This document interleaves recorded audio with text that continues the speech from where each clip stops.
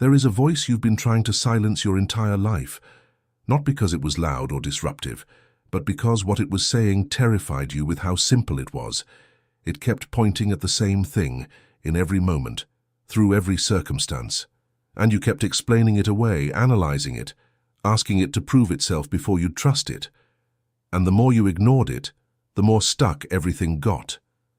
Not because the universe was punishing you, but because you were doing something that most people in this space have never been told they're doing. You were listening to everything except the one thing that was actually designed to guide you. What if the entire conversation about frequency, vibration, and alignment has been missing its most essential first step? Not the visualization, not the affirmation, not the scripting or the 55x5 or the 2-cup method. Something that happens before all of it.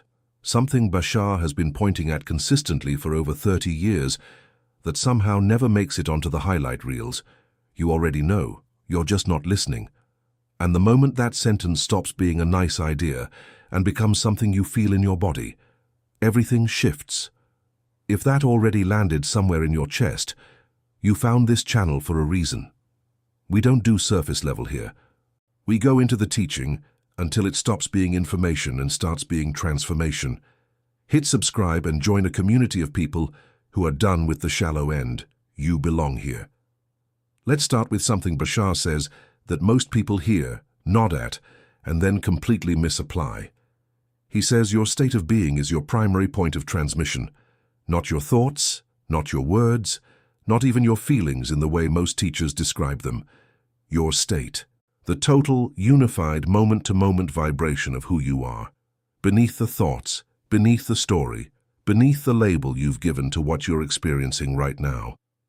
Here is where it gets interesting, and where almost everyone in this space gets turned around. Most of what is taught about manifestation focuses on generating a feeling. You're told to feel as if you already have what you want, to trick your nervous system into believing the thing is done. And there is something true in that direction, but it's missing a layer. Because what Bashar is pointing at isn't the manufactured feeling, it's the signal underneath the feeling. It's the frequency of your actual state of being, the one that exists before you decide what to feel, before the morning practice, before you remember to be grateful. That state is always broadcasting. And your reality, every single element of it, is always answering it with perfect precision. Think about a tuning fork. When you strike a tuning fork and hold it near another tuning fork of the same frequency, the second one begins to vibrate without being touched, not because you asked it to, not because you visualized it vibrating, because resonance is automatic. Your state of being works the same way. Whatever frequency you are genuinely holding, not performing, genuinely holding, will automatically cause the matching circumstances, people and experiences to begin vibrating in your field. You don't attract them so much as you access them. They were always there, waiting to match something you hadn't yet become. Or think about a radio. The station isn't created when you tune to it. It exists. It's broadcasting right now, 98.7, or whatever frequency it lives on. Your job isn't to create the signal. It's to tune to it.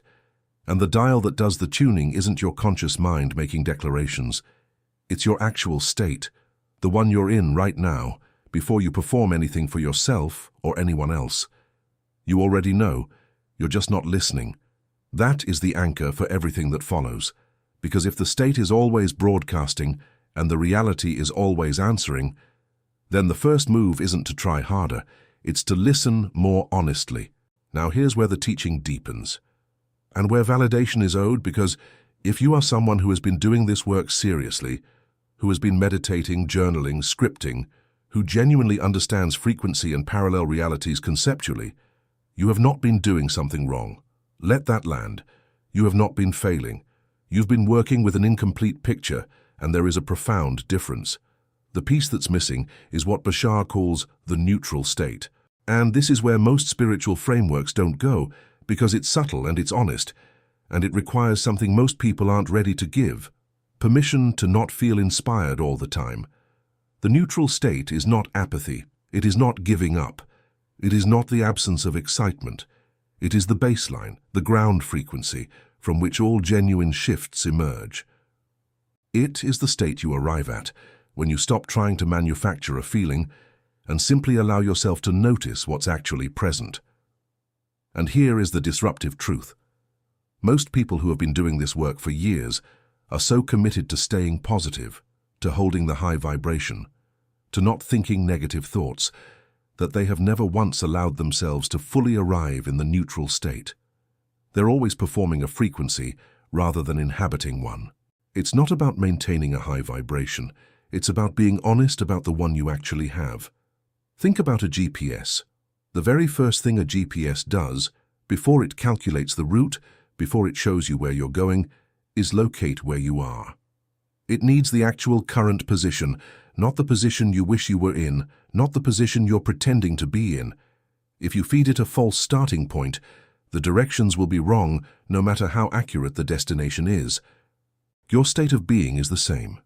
If you're performing positivity from a baseline of fear or doubt or low-grade resignation, the signal going out is not the signal you're consciously trying to send.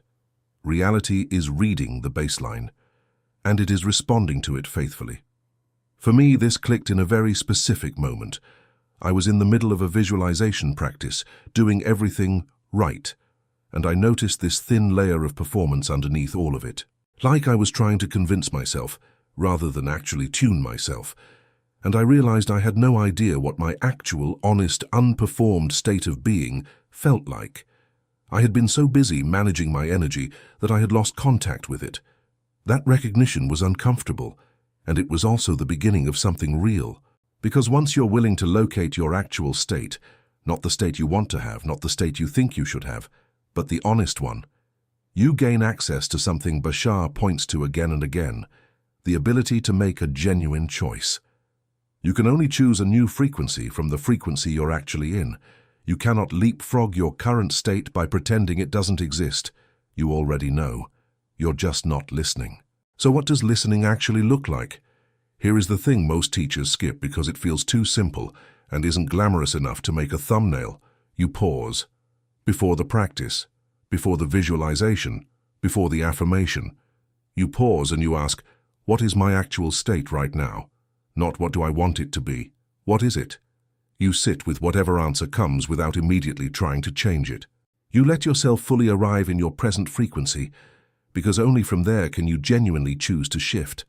Which brings us to the third layer, the one that makes this teaching practical in the moments it matters most, which are not the meditation sessions.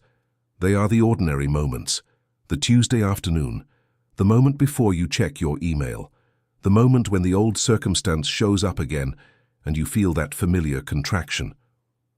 Bashar teaches something that sounds paradoxical until it doesn't. Excitement is not a destination you arrive at after things get better. Excitement is the signal that tells you which direction to move right now in exactly the circumstances you're in. It is not the reward for getting your frequency right. It is the compass that is available to you in every moment, without exception, including the painful ones. Think about a library. The library contains every book, the ones about struggle and the ones about joy, the ones about contraction and the ones about expansion. The book you can access isn't determined by whether the library is having a good day. It's determined by where you stand. Where you stand is your frequency, and your frequency is always pointing at something, always, without exception, even in the darkest room, even on the hardest morning, that contains more life than where you just were. Or think about a mirror. The mirror doesn't judge what you show it. It doesn't delay its reflection or give you a better version out of sympathy. It reflects the precise truth of what's in front of it. Your reality works the same way. And this is not a terrifying thing once you understand it fully, because it means the reflection can change the moment you do, not after a week of practices, not after you've healed every wound. The moment you genuinely shift even 1 degree, the mirror shifts. The practical step that flows from all of this is one you can take today, in the next hour, in the very next moment, when you feel that familiar stuckness. Instead of trying to force a higher feeling, instead of reaching for an affirmation you don't fully believe yet, simply ask yourself one honest question. What is the most natural next step that contains even a trace of excitement?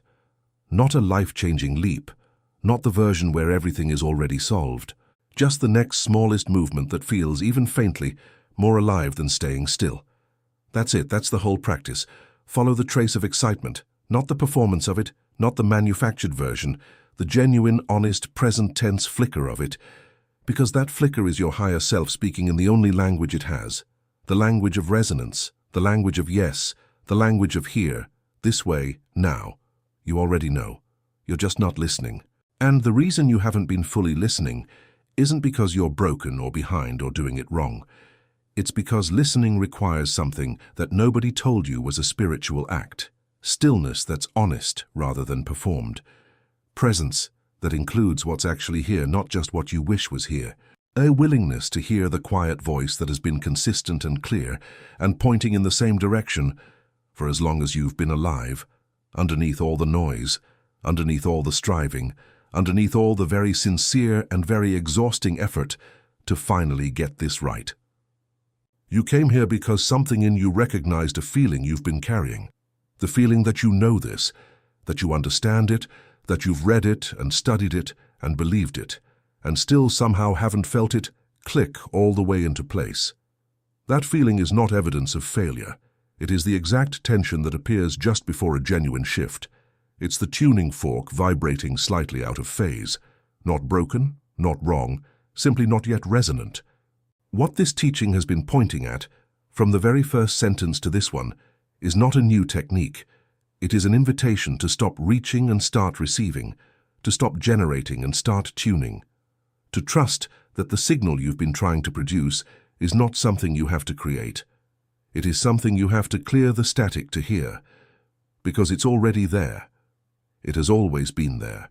Your higher self has never gone offline, never stopped broadcasting, never once gave up on the version of you that is reading these words right now.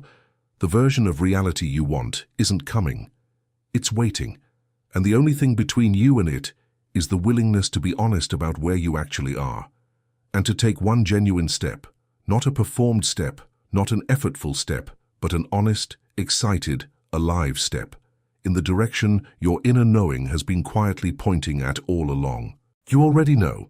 It's time to listen. The signal was never lost, you just forgot you were the receiver.